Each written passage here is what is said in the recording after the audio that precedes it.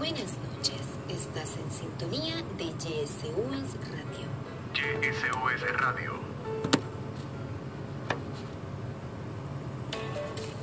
Micrófono abierto, espacio de entrevistas para que académicos, profesionales y autoridades universitarias tengan un espacio para exponer sus trabajos e investigaciones, así como para pronunciarse y analizar temas de coyuntura nacional desde el punto de vista académico universitario. Micrófono abierto. Escúchalo de lunes a viernes de 7 a 8 p.m. solo por YSUS, la voz del alma mater.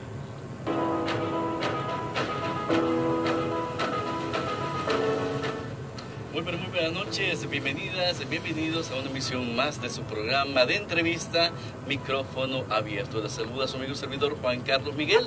Esta señal a través del www.us.edu.sv y la señal de Facebook Live en nuestra fanpage YSUS Radio Universitaria. Enorme placer saludarle a cada uno de ustedes que están ahí al otro lado de su computadora, de la laptop, del celular, escuchando y observando lo que sucede el día de hoy. Hoy tenemos un programa muy interesante, un tema sumamente interesante. Nos acompañan los ingenieros Mauricio Velázquez y Mauricio Garay, ambos también representantes de profesionales por la transformación de El Salvador PROES, y estaremos hablando acerca de un tema que nos interesa a toda la sociedad salvadoreña: los avances en materia de infraestructura del país del periodo 2009-2018. Así que queremos darle la más cordial de las bienvenidas a nuestros invitados. Muy buenas noches, ingenieros, bienvenidos a Micrófono Abierto. Buenas noches, Juan Carlos. Gracias por la oportunidad de compartir esta conversación con tu audiencia. Un saludo a todos los estudiantes de la Universidad de Salvador que nos escuchan y a tu personal de cabina. Gracias. Muchas gracias. Bien, buenas noches.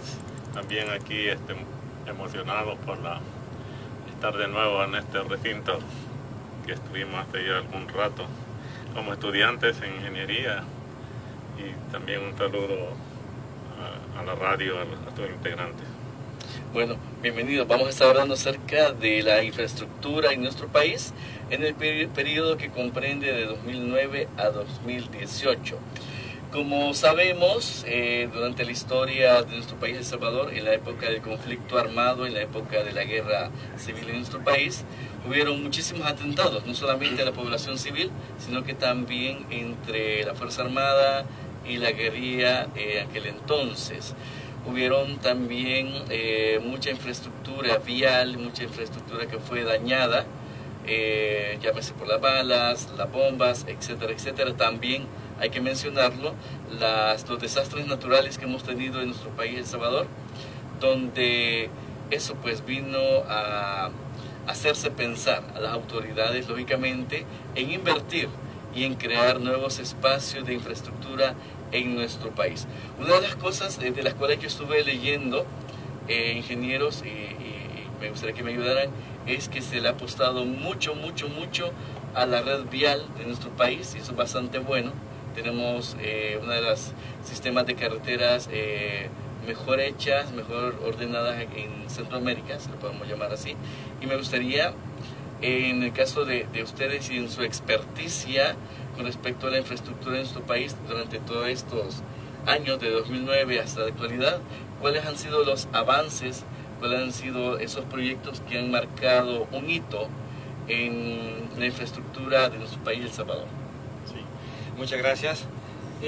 Bueno, como tú lo mencionaste al principio, El Salvador viene de un proceso de conflicto donde hubo una pérdida importante de la infraestructura de nuestro país, y entre ellos pues las carreteras fueron una de la parte de esa infraestructura que sufrió esos daños. Sin embargo, pasamos de ese estado de carreteras y caminos precarios a un sistema de carretera muy interesante que mostró desde el 2002 para acá, digamos, ha sido un importante crecimiento. En el 2002 teníamos aproximadamente unos 4.000 kilómetros de carreteras entre vías pavimentadas y vías no pavimentadas. Ahorita El Salvador tiene alrededor de 6.500 kilómetros de carreteras de vías pavimentadas y vías no pavimentadas. Importante destacar que el índice de serviciabilidad que han tenido nuestras carreteras ha mejorado muchísimo. Con este programa y los trabajos que desarrolla el FOVIAL, todo el mundo ahora circula por todas partes del país y ve unas carreteras en muy buen estado, con muy buena geometría, con muy buenos drenajes y dotadas de muchas cualidades técnicas que hacen un tráfico confortable y seguro. Así que es importante el desafío que tiene el gobierno de la República en el sentido de que tiene que continuar con el mantenimiento de estos 6.500 kilómetros de vía. Si no me equivoco, en materia de infraestructura vial, aún en el 2009, el Ministerio de Obras Públicas y FOVIAL ha construido 785.6 kilómetros de carreteras y caminos rurales. También se han eliminado 752 cárcavas y construido 97 nuevos puentes. Hasta la fecha creo que es más la cantidad. Es bueno también el hecho de recalcar el trabajo que está realizando el Ministerio de Obras Públicas en cuanto al mejoramiento de la infraestructura vial. ¿Aún queda mucho más por hacer? Sí, definitivamente hay todavía cosas que hacer, sobre todo en la parte urbana, para resolver el problema del tráfico urbano. Retomando tus palabras, quiero mencionarte que desde que la llegada de los gobiernos del FMLN ha habido un importante viraje en la visión de la inversión. Hasta antes de los gobiernos del FMLN, los proyectos que el MOP generaba normalmente eran de penetración económica. Y ahora el MOP ha dado un viraje y ha entrado en ese segmento de inversión que es de penetración social. Y un ejemplo bien importante que hay que destacar con esa visión es la solución a esa cantidad de cárcavas que le tocó asumir a los gobiernos del FMLN y que ha dado una respuesta muy importante. Esos problemas que se acumularon durante décadas con el tema de las cárcavas, que fue una década de cárcavas prácticamente que se ha estado hablando de ese tema, es un tema que con un poco de cuidado y con un poco de atención, un poco de prevención, pudimos haberlos evitado. Sin embargo, no había esa visión, no había ese interés por darle mantenimiento, porque un problema de cárcavas es simplemente un pequeño grano de suelo, en estos suelos de San Salvador principalmente, que son erosionables, se quita por el agua y luego viene, lo cubre otro y así se va generando una cárcava. Haber tratado a la edad temprana ese problema hubiera resuelto problemas de inversión mucho más bajos que los que hicieron. Sin embargo, nunca se les dio tratamiento y el MOP en la administración de Jesús Martínez dio un enfoque, un impulso muy importante a ese tema. Centenares de comunidades, millares de personas que estaban en riesgo de la pérdida de sus viviendas y que ahora están muy seguras, y que el reto que nos queda es garantizar de que esas cárcavas no se vuelvan a repetir y que tenemos que estar vigilantes de esas cárcavas para evitar que las inversiones en solucionar los problemas se reduzcan al mínimo, ¿verdad? Con una atención de manera preventiva. Así que yo creo que ese viraje es bien importante y creo que el departamento de San Salvador y el área metropolitana es testigo de cómo las comunidades se han visto beneficiadas con esos proyectos, con esas inversiones que ha hecho el Ministerio de Obras Públicas. Muy bien, en su forma de pensar, ingeniero, también me gustaría que nos comentara acerca de cómo se visualizaba las redes viales en nuestro país antes y después o durante los gobiernos del FMLN. Bien, yo recuerdo cuando en los gobiernos anteriores como el tema de carretera era casi también sinónimo de corrupción, ¿verdad? Entonces es una de las, digamos, de los pasos, de los avances que se han dado en esta visión del 2009 para acá. Habían incluso carreteras que se decía tenían destinados presupuestos que nunca se ejecutaron. tenemos la famosa carretera de Oro, que todos la conocemos y ya no sé si los jóvenes saben por qué le dicen carretera de Oro. ¿Lo puede comentar también? Precisamente porque se dio mucha inversión en papeles, ¿verdad? Y todo fue corrupción, hasta que se logró en este periodo finalizar con otros proyectos, estos proyectos grandes de fortalecer las carreteras salidas a Oriente. La carretera panamericana pues se logró terminar y le quedó el nombre como de Oro, ¿eh? Por el enorme gasto en que se incurrió producto de corrupciones. También tenemos la Diego de Holguín, en ese tiempo ya más reciente, hoy es la Monseñor Romero, y así hay muchos casos en los departamentos en el interior del país de casos de gastos no efectuados, sino en robo. Entonces sí es una visión diferente también de la carretera, del proyecto vial, que tampoco es que solo se esté dando, digamos, a favorecer o en el tema de los sectores más pobres, porque también ellos están invirtiendo para tratar de fortalecer la economía del país.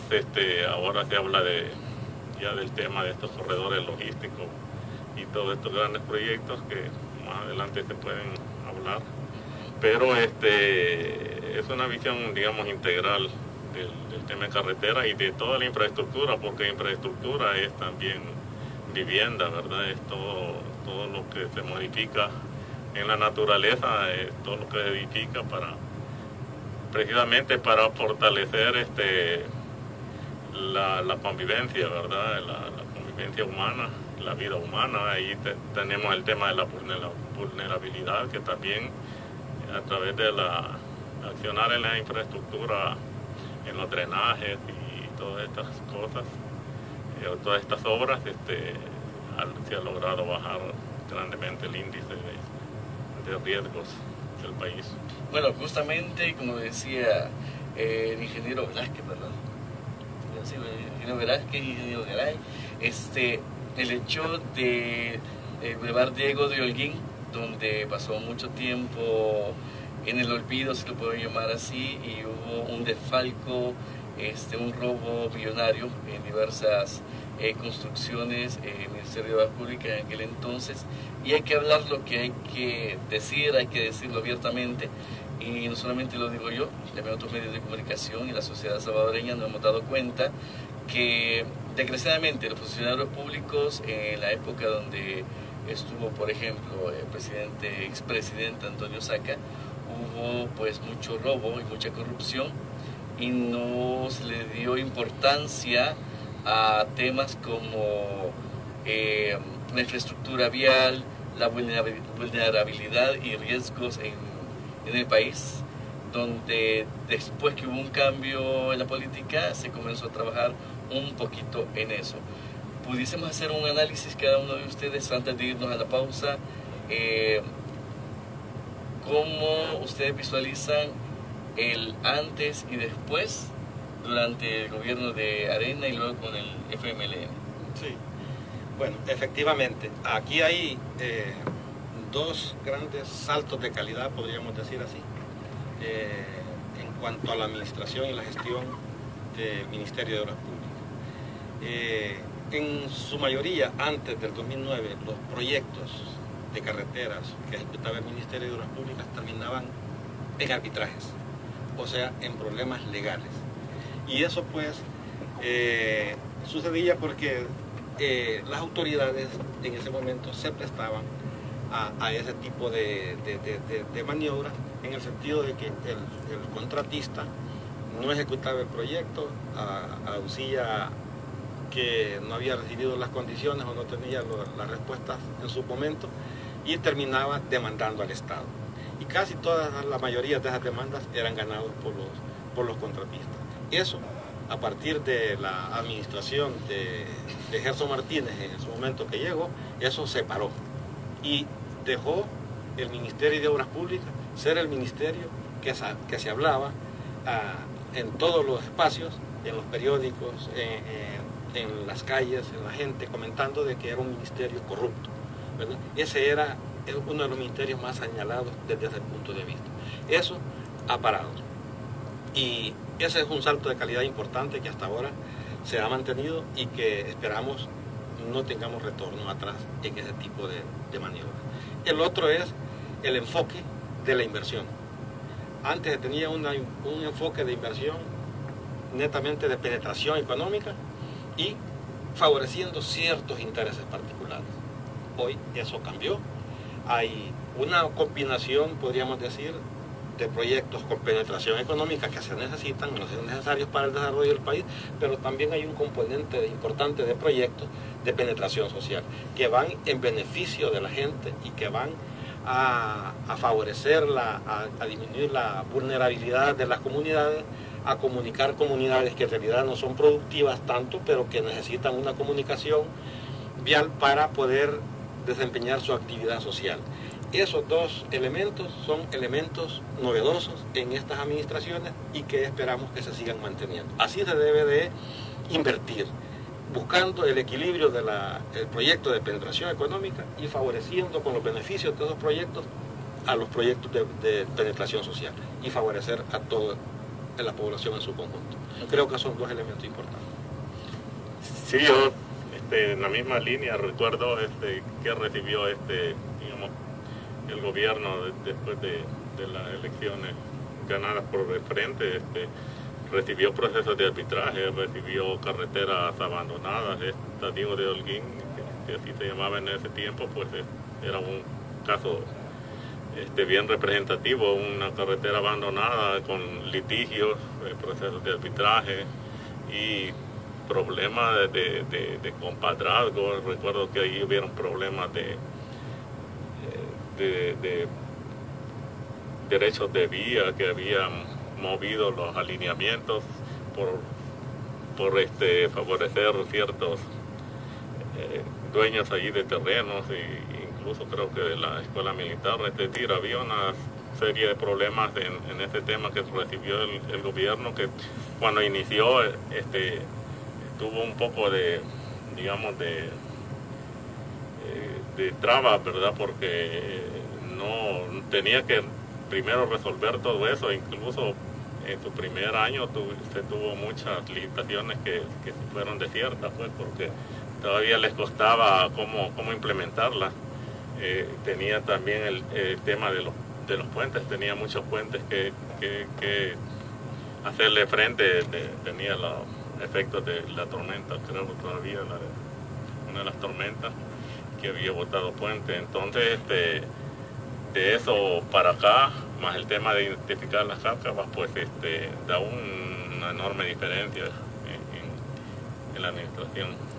Bueno, estamos hablando acerca de los avances en la infraestructura del país, periodo 2009, periodo 2018, con los ingenieros Mauricio Velázquez y Mauricio Garay, de Profesionales por la Transformación de El Salvador. Eso es micrófono abierto, ya regresamos luego de nuestra pausa promocional.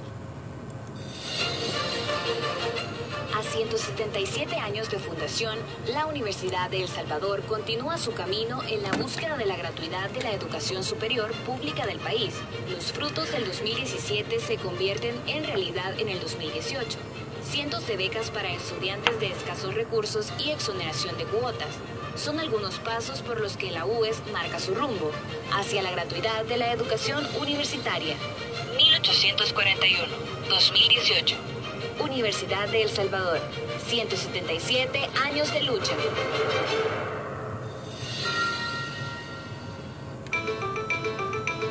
Los jueves a las 10 de la mañana llega a YSUS Radio Universitaria tu programa La Voz de Humanidades. La Voz de Humanidades. Escucha todo el quehacer académico, Científico, proyección social, investigación y cultura de la Facultad de Ciencias y Humanidades. La cita con La Voz de Humanidades es el jueves a las 10 de la mañana y su retransmisión a las 5 de la tarde. La actualidad de la Universidad de El Salvador la encuentras en su periódico digital, El Universitario. Entérate y lee todas las noticias que se publican diariamente en www.eluniversitario.ues.edu.sb. El Universitario. Practiquemos valores en la UES. El estudiante universitario, su firmeza, perseverancia y paciencia, así como su disciplina y puntualidad, lo conducen a la realización de sus objetivos. Es crítico, se autoevalúa y perfecciona en busca del crecer en calidad como persona y como futuro profesional.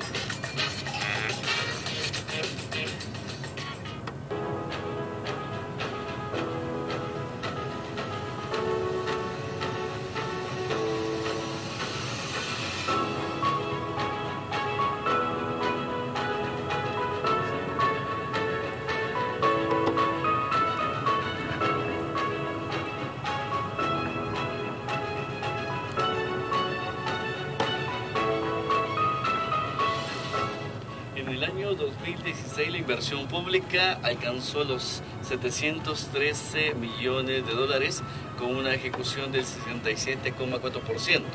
Como muestra se encuentran las grandes obras de infraestructura vial, la modernización y expansión del Aeropuerto Internacional Monseñor Óscar Arnulfo Romero y el corredor logístico, con lo que se ha generado más atractivos para la inversión. Esto es micrófono abierto, estamos conversando con nuestros especialistas, el ingeniero Mauricio Velázquez y el ingeniero Mauricio Garay, acerca de los avances en la infraestructura de nuestro país, El Salvador. Estamos hablando de todo un poquito de historia también, pero ¿cuál es su pensar con respecto a la modernización del Aeropuerto Internacional? Ahora, Monseñor Óscar Arnulfo Romero.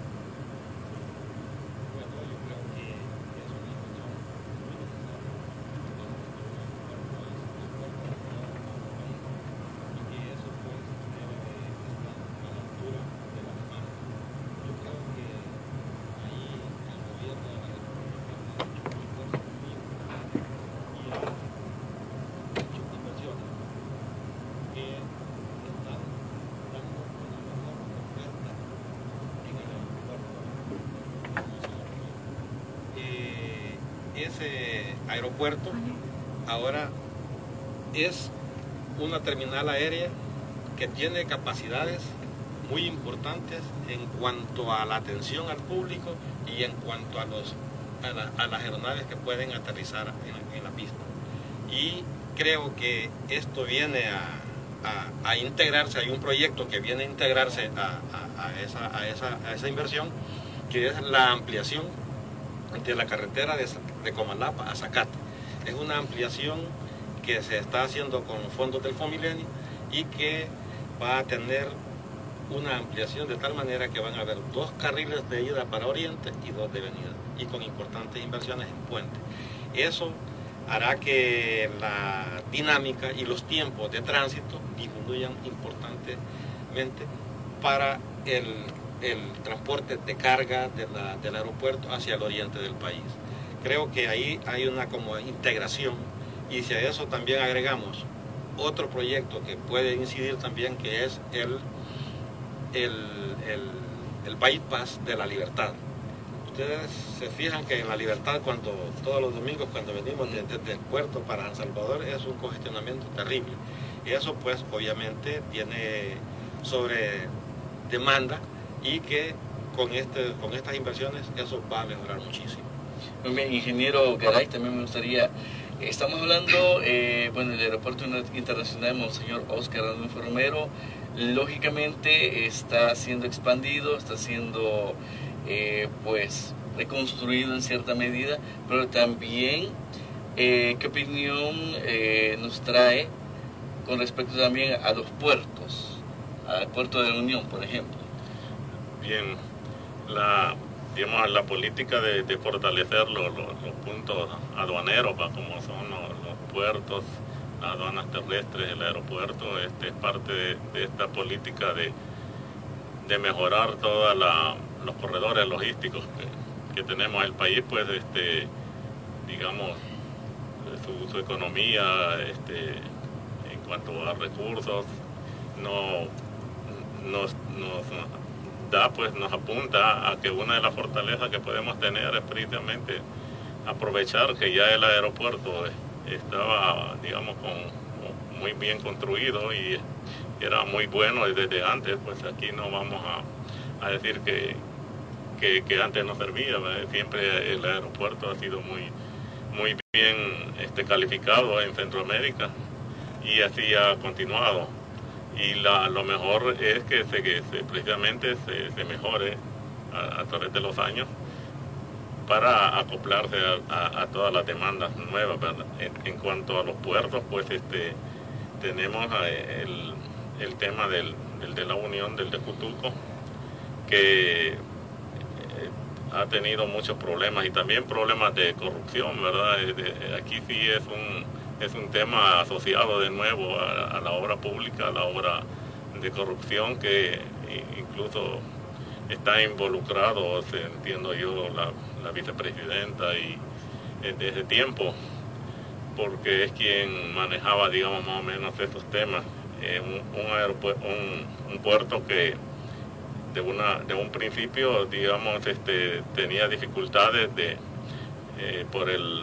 por su profundidad para que pudieran venir barcos de alto calado, que le llaman, ¿verdad? Entonces tenía el problema de cómo drenar, de cómo quitar el asolve que ahí se forma, y parece ser que no hubieron los estudios, o si lo hubieron, pues no se manejaron bien, o algo pasó allí que terminó el puerto en no utilizarse, un gran puerto, digamos, que hasta ahorita solo ha generado gastos, y que a este gobierno le está tocando intentar resolver esa situación. Y entre las soluciones precisamente se está contemplando un tema que está ahorita en mucho debate. Creo que la UCA tenía un debate hoy, que es el de las zonas económicas especiales, que es parte de todo este tema de la infraestructura, porque es cómo desarrollar esas poblaciones que están, digamos, con baja rentabilidad en su actividad económica, bajos niveles de ingresos de las municipalidades.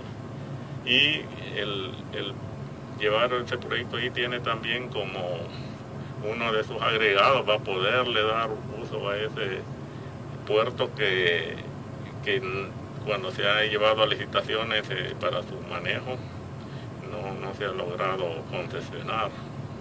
Ya, bueno, la verdad que considero que estos últimos gobiernos del FMLN han estado realizando obras de calidad, han estado dándole pues también mantenimiento al hecho de que no hayan cárcavas, que también podamos salir del índice de los países de alto riesgo en cuanto a desastres naturales. Y en el año 2016, la inversión pública alcanzó los 713 millones de dólares con una ejecución del 67,4%. El reporte de competitividad global 2017-2018 del Foro Económico Mundial posiciona a nuestro país, El Salvador, entre las naciones con mejor infraestructura en el mundo y en la región. En Centroamérica ocupa la segunda posición y a nivel mundial la posición 77 de 137 países. Eso nos dice mucho. La verdad que el Ministerio de Obras Públicas, el FOVIAR, ha estado realizando obras con sentido social. Para muestra un botón, el recién inaugurado Paso del Jaguar, si no me equivoco. Ahí nosotros también tenemos oportunidad de pasar casi todos los días, y sí, realmente en la zona del Rancho Navarra, para que nos ubiquemos, hace unos 2 o 3 años se hacían congestionamientos muy largos. Uno esperaba mucho tiempo para lograr llegar a su destino, pero ahora la fluidez del tráfico vehicular en esa zona ha mejorado muchísimo, mucho. También podemos hablar acerca del Citrans. ¿Qué sucedió, qué sucede con este sistema de transporte? Que ahí está, al inicio pues considero yo que comenzó muy bien, pero luego ya el carril exclusivo del Citrans ya lo podemos utilizar todos y todas. ¿Eso es conveniente o no es conveniente? Sí, definitivamente ha mencionado un par de obras importantes por su calado y por su contribución, sobre todo al tráfico vehicular de la ciudad de San Salvador. De hecho, esta solución del Rancho Navarra viene a contribuir de manera importante, sobre todo en el vaciado vehicular de la ciudad a la hora de salida de los trabajadores, de los empleados públicos que salen para la zona sur. De hecho, el estancamiento de la 49 y de todo eso que va para allá, para el Hermano Lejano, en horas de la tarde era terrible, era terrible. Aquí se ha abordado la solución a este problema por el lado de la oferta vial, ¿verdad? Y a través de dispositivos diferentes de control de tráfico. Ha habido un incremento en los carriles que concurren a ese punto, a esa intersección, y por otro lado ha habido un cambio en el mecanismo de control del tráfico, que es desaparecer un semáforo que obligadamente tenía que parar el tráfico en cualquiera de los sentidos y sustituirlo por una vía directa de norte a sur y de sur a norte que viene, y como un redondel a dos niveles, en un segundo nivel, ¿verdad? Entonces sustituyó un semáforo por un redondel en un segundo nivel y dejó una vía express de salida. Eso definitivamente es una gran contribución, sobre todo en el vaciado, en el drenado del tráfico de la ciudad, que es muy importante porque además de los tiempos y de la economía que se tiene por la hora máquina encendida en todas esas trabazones, que representa algo muy importante, así gruesamente podría pensarse de que ahí hay un ahorro de 5 millones anuales, solo en concepto de máquina operando, y ya no se diga el tiempo de los trabajadores y de los empleados que tienen en salir y llegar a su casa con un poquito más de fuerza, de atender a su familia y de otra calidad de vida, ¿verdad? Entonces ahí hay, y además de la parte ambiental también, ¿verdad? Que no es lo mismo tener 40.000 máquinas ahí trabajando al mismo tiempo que vaciarlas en que se le haya reducido 15 minutos, es un aporte importantísimo. Y por otro lado, el Citrans es como un elemento que debió continuar porque uno de los problemas que tiene nuestro sistema de transporte público es la seguridad, ¿verdad? Entonces la gente hace cualquier esfuerzo por no subirse a un autobús normal y hace el esfuerzo y compra un vehículo para movilizarse por su seguridad. ¿Y eso qué es lo que hace? Incrementa la demanda de vehículos y tal vez con dificultades en la oferta vial, y la forma de reducir la demanda era a través del Citran, un transporte masivo, seguro, eficiente, cómodo y rápido. Entonces ahí creo que ha habido una acción que ha ido en detrimento del interés de la población salvadoreña. Esperamos que esos sistemas en algún momento se vuelvan a reactivar, porque entre mejor tengamos un servicio público de transporte, la gente va a optar por transportarse en esas unidades y va a dejar los vehículos en su casa. Y eso le baja presión a las calles, y la gente se transporta de manera segura, cómoda y ágil. Ingeniero Garay. Sí, indudablemente el tema de esta infraestructura es como siempre en dos flancos, digamos, ¿verdad? Como dijo el ingeniero Velázquez, una es intentar dar toda la apertura a la oferta vial, ¿verdad? Y ahí está el tema de hacer carriles, de quitar semáforos también, de hacer conectividad más libre, como está el tema del paso hasta Salida Santana, ¿verdad? Que he visto ahí que no debe de haber semáforo, pero hay que reducir también esa necesidad de la carga vehicular por muchas razones. De eso entra en el tema de las ciudades sostenibles, es decir, que ya como se mencionó algunos aspectos para el consumo de combustible, el consumo de repuestos, todo este tema que hay que resolverlo con medios masivos de transporte, y precisamente ahí es donde entra el Citrans, un medio masivo efectivo, ¿verdad? Que también llevaba una filosofía de esta que estamos hablando, de un nuevo enfoque, de otra forma de ver el uso de los recursos económicos, financieros del país para favorecer a cierta población, ¿verdad? En este caso, el proyecto de Citran ya casi no se conoce igual, ¿verdad? Porque se va perdiendo la historia de ello, pero era una cruz de vía digamos, libre, ¿verdad? Una vía exclusiva para el transporte masivo que definitivamente viene de la periferia al centro. En la periferia, quienes viven, pues, ¿verdad? En la periferia viven los trabajadores de la fábrica, los albañiles, los jardineros, ¿verdad? Quienes se les estaba, digamos, favoreciendo con una parte de la infraestructura y que al final, pues, digamos, de clase baja, clase media, estaban saliendo favorecidos y el país, porque todo esto que se ahorra en repuestos, en combustible, todo esa importación por la cual hay que pagar a otros países por uso, entonces reducir todos estos gastos es también parte de fortalecer la economía. Sí, definitivamente al César, lo que es del César. Durante los gobiernos de Arena no se invirtió mucho en la infraestructura vial, si lo podemos llamar así, y en otros proyectos de importancia para la sociedad salvadoreña. Y en el caso de los gobiernos que hemos tenido del FMLN, se le está apostando mucho a la infraestructura vial. Lógicamente eso también ayuda a que puedan entrar y salir insumos, importar, exportar productos. Y como decía anteriormente, en los datos que habíamos investigado, somos uno de los países que tiene una red vial muy moderna.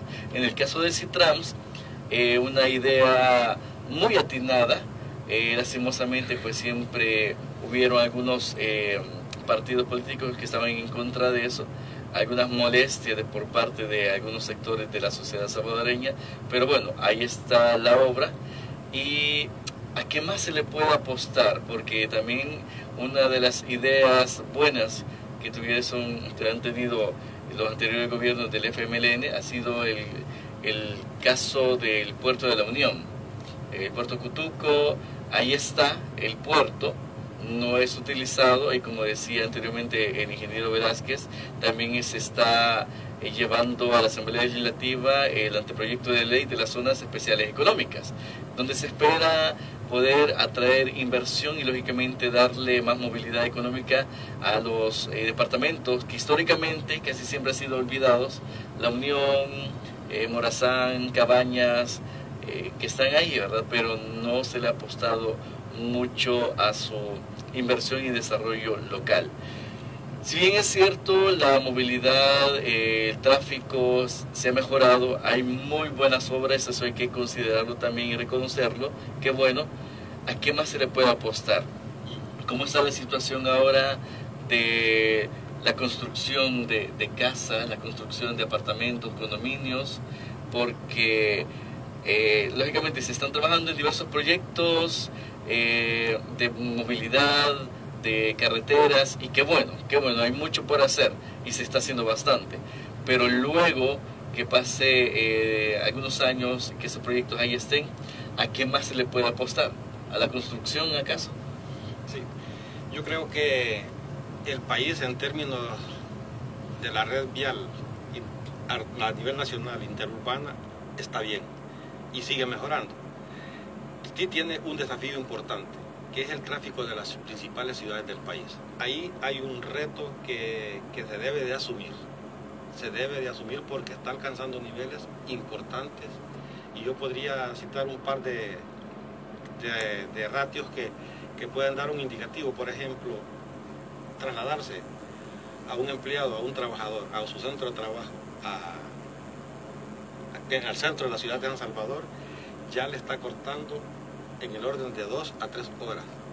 Y eso significa estar hablando del 30% del tiempo laboral. O sea, un trabajador ya entra en fatiga desde que sale de su casa. y ya no son 8 horas laborales concretas, sino que ya se están convirtiendo en 10, 11 y en algunos casos hasta 12. Eso por un lado, y eso ya sabemos que tiene consecuencias importantes en la salud mental de la gente y en todo en el ocio y en todas sus necesidades que debe de tener satisfechas y su contribución en el hogar, ¿verdad? Por otro lado, no sé en realidad el costo que está teniendo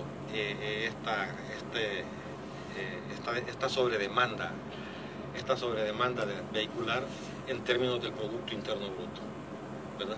Yo creo que ya está tocando niveles importantes, me atrevería a decirlo así, que andan por el 1% o 1,5% por ahí, no sé, pero que ya está llegando a niveles importantes y que necesitamos voltear la mirada a ese problema. Creemos que hay una cantidad de soluciones, pero que se debe de ver de manera integral, se debe estudiar de manera integral, porque es un problema y todo problema en ingeniería tiene solución. Y yo imagino, por ejemplo, un vehículo normalmente pasa estacionado 21 horas de las 24 del día. Pasan 3 horas en circulación, por así decirlo. ¿Y cuál es el origen del vehículo? De la vivienda a un estacionamiento. Aquí tenemos problemas de estacionamiento. Sin embargo, tenemos una cantidad de predios baldíos de lotes que podríamos convertirlos perfectamente en estacionamientos y dar esa facilidad. ¿Para qué? Para que nuestra red vial urbana no pierda su eficiencia, no pierda su oferta, porque usted, si estaciona el vehículo en la calle, y es una calle de 2 carriles, por así decirlo, con un vehículo que estaciona, está quitándole el 50% de la eficiencia a esa vía. Entonces, debemos ver cuáles son los espacios para estacionamiento que debemos de construir. Y así hay una cantidad de medidas que podrían implementarse. Por ejemplo, un autobús se descompone, usted va a ver en hora pico el mecánico reparándolo en el sitio, ¿verdad? Y eso, pérdida de la eficiencia de la vía. Usted va a ver los car wash ocupando las aceras y parte de la vía. Entonces, las aceras de los peatones, deberían de respetarse y permitir que el peatón camine de forma segura y de esa manera poderle devolver parte de la oferta que tenemos construida, pero que está siendo obstruida por ese tipo de ¿cómo le diría?, de actitudes que no deberían de pasar. Deberíamos de ordenarnos un poco más en ese sentido.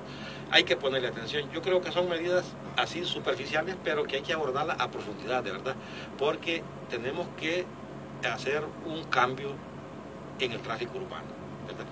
Así que este desafío hay que tomarlo y hay que ver de qué manera le damos solución. Ingeniero Garay, en su caso también me gustaría preguntarle, el centro histórico de San Salvador, muy bonito, muchos pasamos por ahí seguido, pero no hemos visitado, le invitamos a que vaya al centro histórico, lugares muy bonitos. En ocasiones no hay lugar donde parquearse. No estoy diciendo que no hayan parqueos, sí hay parqueos privados, usted paga y todo, pero para poder reordenar un poquito el centro de San Salvador en horas pico, o el hecho de poder, no sé, exigirle más también a la población que tengamos conciencia de reordenarnos. ¿Cuál sería su comentario y su idea? Bien, este tema también tiene, como dije antes, uno de los flancos también más importantes, ¿va? Que viene de esta visión de ordenar, es la planificación del territorio, ¿verdad? El cómo organizar las ciudades, el campo, para lograr tener todas las actividades necesarias en el país, ¿verdad? Para tener la vivienda, para tener los lugares de trabajo, para tener la circulación. Y dentro de la circulación pues está todo el tema de los vehículos, de cómo reducirlo, del transporte masivo y de cómo tener también estos lugares como para estacionamientos. y estos lugares de recreación. El tema de los centros históricos y del centro histórico de San Salvador como el principal está en toda la, digamos, en la política del MOP. Siempre está ahí ese tema, es parte también del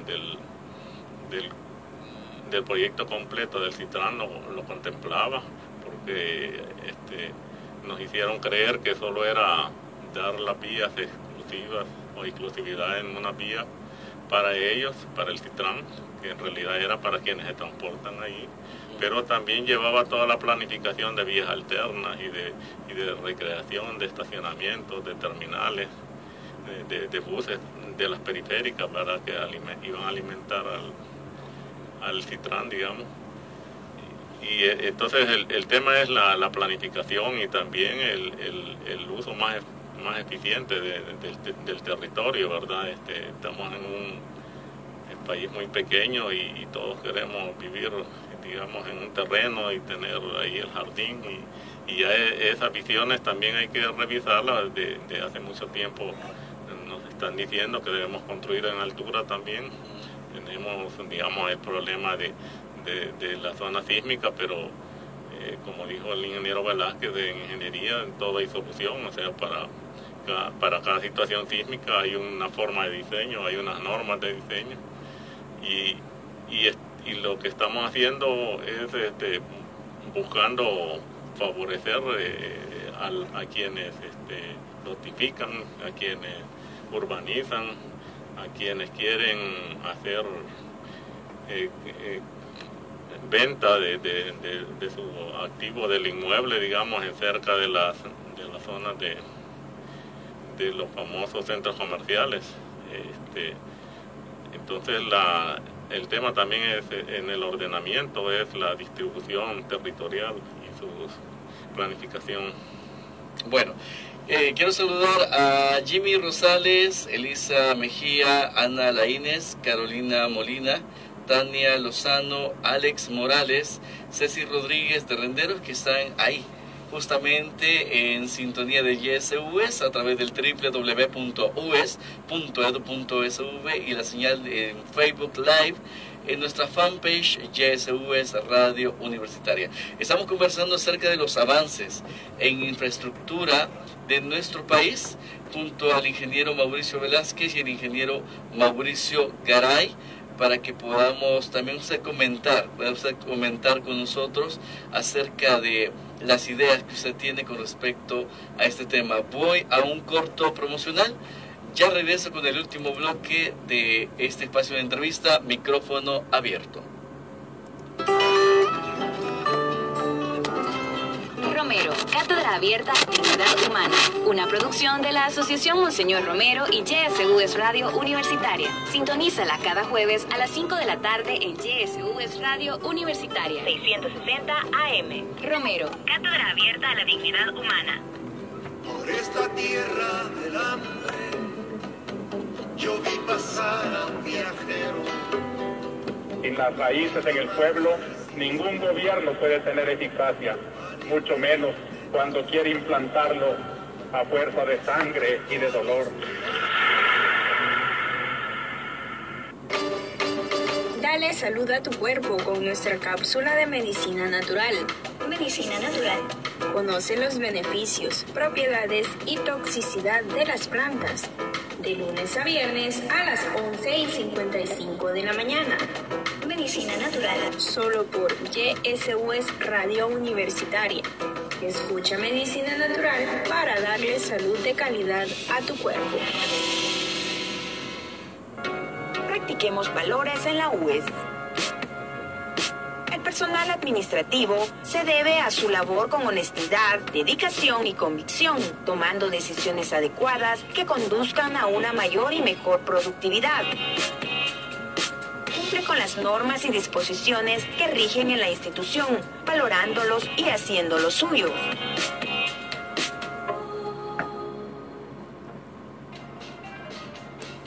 Escucha de lunes a viernes a la 1:55 de la tarde I Say Hello, clase de inglés para niños. Solo por YesUS Radio, la voz del alma mater. I Say Hello, clases de inglés para niños. Solo por YSUS. Solo por YSUS 660 AM. Practiquemos valores en la UES. El maestro universitario respeta y acepta los aportes de los demás y las decisiones del equipo o de superiores jerárquicos, con la claridad y transparencia que hace constar la confianza y no la complicidad. Ejerce el derecho deber del secreto profesional, con solo las excepciones muy limitadas que se justifiquen moral o legalmente.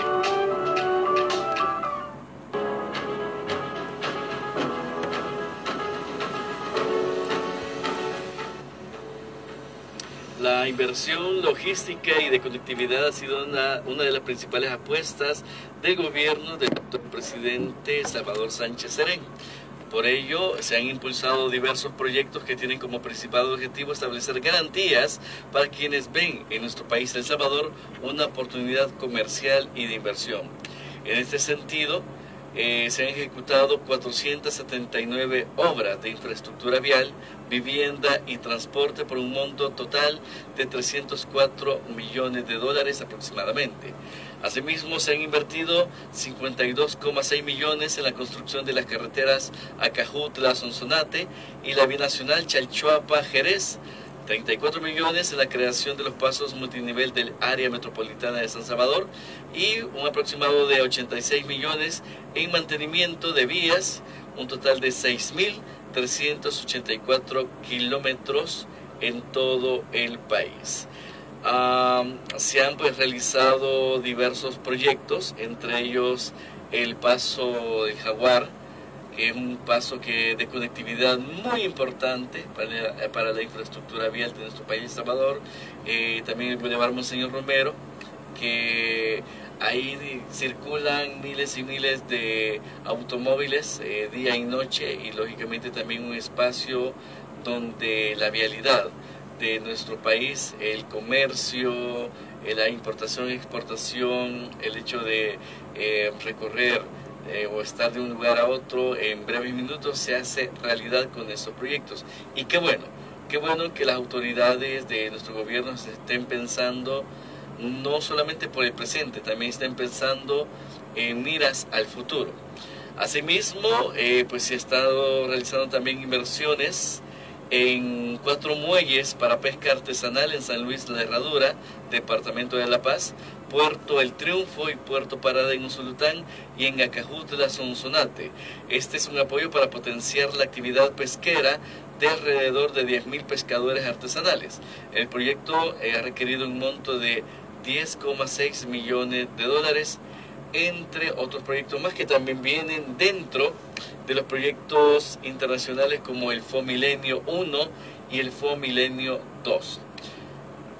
Que si estamos hablando de avances en la infraestructura de nuestro país durante estos últimos años, ¿qué se viene más adelante? Sabemos que se vienen más proyectos, pero ¿será que los futuros gobiernos de nuestro país estará también en miras de reordenar el Gran San Salvador o reordenar también la forma de construcción de nuestro país, ya que históricamente y a mi punto de vista considero que se ha estado construyendo a la ligera, se ha estado construyendo desordenadamente y no sé si le estarán apostando más adelante.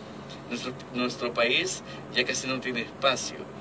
No tenemos mucho territorio, aparte que hace muchos años nos quitaron los bolsones, los ex-bolsones que compartíamos ahí con Honduras y El Salvador, en fin. ¿Será que más adelante las autoridades estarán visualizando el hecho de poder construir ya de manera vertical? Bueno, definitivamente El Salvador es uno de los países más densamente poblados, sí, quizás del planeta. Y entiendo que andan ahí por los 350 habitantes por kilómetro cuadrado. Para tener un parámetro así con Honduras anda por los 85 y Nicaragua anda por los 50, para que tengamos idea. Somos un país con mucha población y con poco territorio. Entonces, nosotros, si los gobiernos no están contemplando optimizar nuestros recursos, sí vamos a tener serios problemas y serias complicaciones en un futuro. Para el desarrollo urbanístico y de infraestructura de la industria y todo eso, debe de incorporarse los criterios del tipo de suelo, de clima y de la población existente. Hemos cometido graves errores en el pasado y hay que revisarlos con el propósito de verlos y no cometerlos a futuro.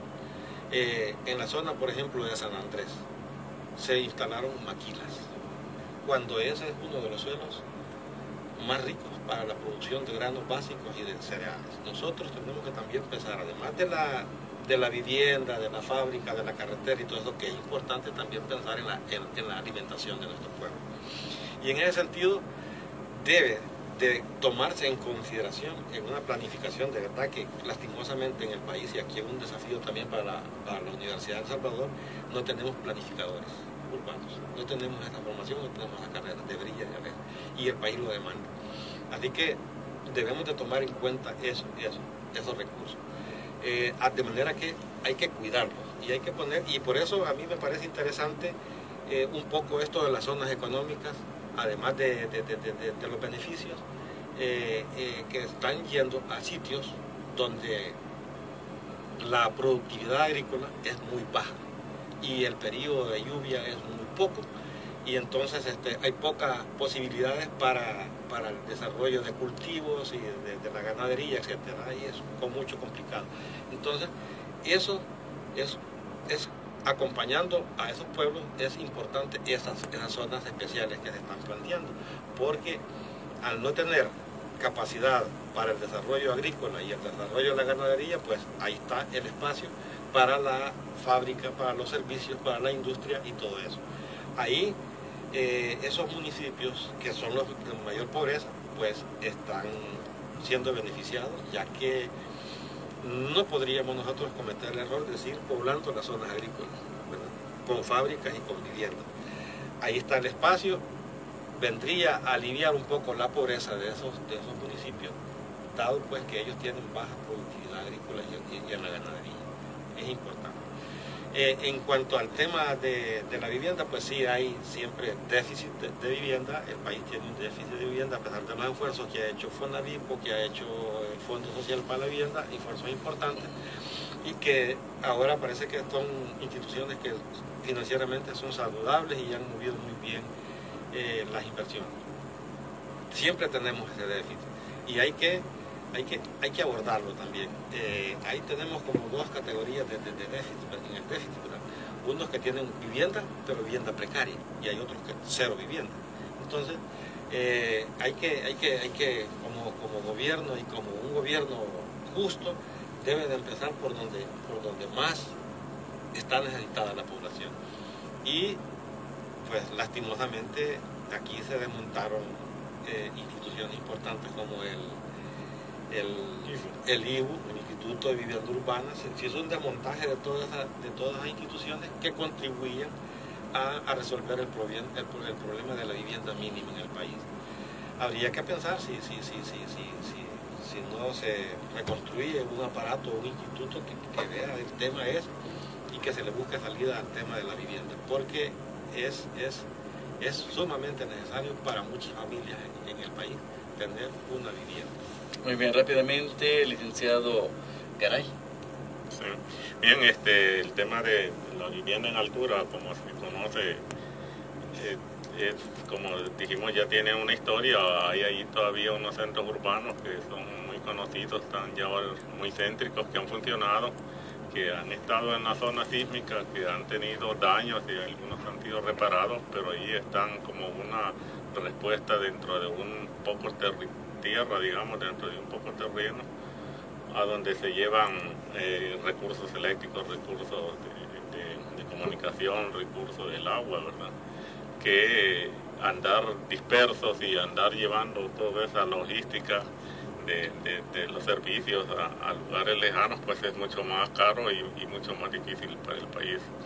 Entonces resulta ahora que que la gran inversión, digamos, a la gente de mucho dinero se le vende la idea de que vivir en un condominio es lo mejor, y a la demás gente que hay que tener su casita con su jardín, va en una sola planta.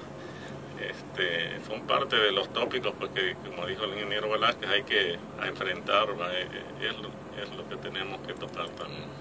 Muy bien, muy agradecidos con la presencia de nuestros invitados, estamos pues muy contentos con su experticia, los ingenieros Mauricio Velázquez y el ingeniero Mauricio Garay, de Profesionales por la Transformación del Salvador, PROES. Estuvimos hablando un poquito acerca de los avances en la infraestructura de nuestro país, El Salvador. No me queda más que agradecerle. Esto fue Micrófono Abierto. Soy mi servidor Juan Carlos Miguel. Le desea una excelente noche. Muchísimas gracias por acompañarnos. Muchas gracias, Juan Carlos. Un saludo. Gracias a todos. Muy amable. Gracias. Feliz noche. Cuídense un montón. YSOS Radio Universitaria agradece su sintonía y le invitamos a que el día de mañana nos sintonice. Le desea que tenga un descanso placentero. YSOS, la voz del alma mater.